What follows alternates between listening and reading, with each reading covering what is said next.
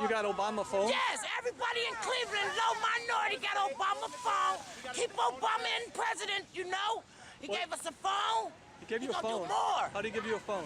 You sign up if you on food stamps, you on Social Security, you got low income, you disability. I have a question.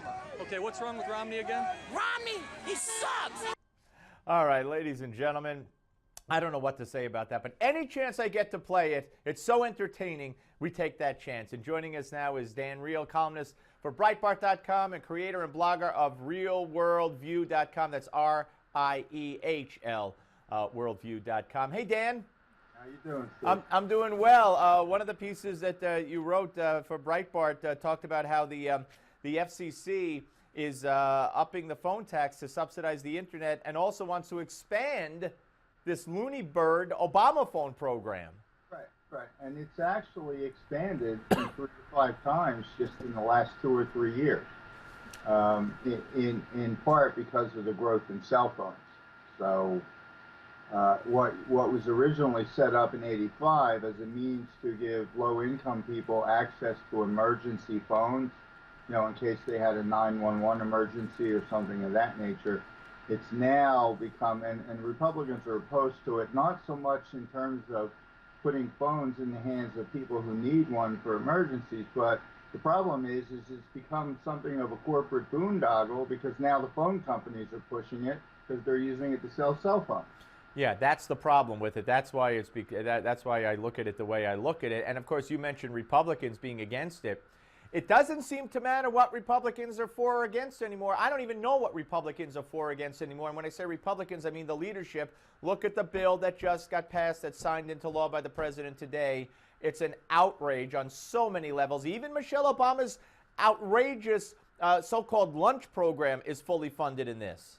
Right. Well, they used to say elections had consequences. I'm hard pressed to see where they exist in American politics today with the current leadership we have on the GOP side. What was the point in winning all these races just back in November if the leadership isn't even going to feel empowered enough to fight against things they should be fighting against? What's the point? Well, that's exactly the question. And if you talk about, first of all, it never was the Republicans who shut down the government a year ago. It was Boehner who, after the fact, came out and said Ted Cruz made him shut down the government, which was probably the dumbest thing I ever heard a Speaker of the House say. But it didn't hurt them a year later at the voting booth, did it? I mean, they won a landslide. So what the heck are they so afraid? America's against this executive order on immigration. So what if they cut the funding for that and said, if the president doesn't want to go with the will of the people, he will shut down the government? They're terrified. No, it's about messaging. Look at what we just went through. Elizabeth Warren was in effect willing, threatening to shut down the government if she couldn't muster enough Democrats to be opposed to this bill, and she was lauded as a hero. The problem is, at least in my view, is the Democrat or the Republican leadership, they're afraid to pick up the ball and run with it. What they should have been doing is exactly what you're saying, and taking their case to the American people. Instead, they sit around and dither, and they look cowardly, and they get steamrolled between the Democrats and the media. They get steamrolled time and time again. And you really get the sense that they're just there playing around on the margins to keep a job as opposed to do anything effectively to kind of reform some of the bad systems in this country. And then, of course, there's Obama. I think your piece talks about his endless lies. Nobody cares. I mean, the media doesn't care anymore because it's not a media. I mean, it might as well be Pravda. Well, in large part, I think, yeah, the problem you seem to have is the majority of media agrees with Obama. They've really gotten to a point where they only see that worldview as acceptable, and any worldview beyond that is unacceptable. But I still go back to blame Republicans, and I hate to always invoke the name because we're so many decades down the road.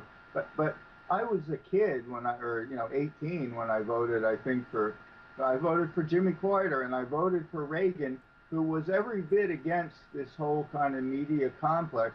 But he took the case to the people. And the problem as Republicans today is the Bush wing, the establishment wing.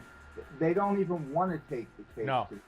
No, they want to put their hands up and cave. You're absolutely right. Dan, Great to talk to you. Check out Dan at Breitbart.com and RealWorldView.com, REIHL.com,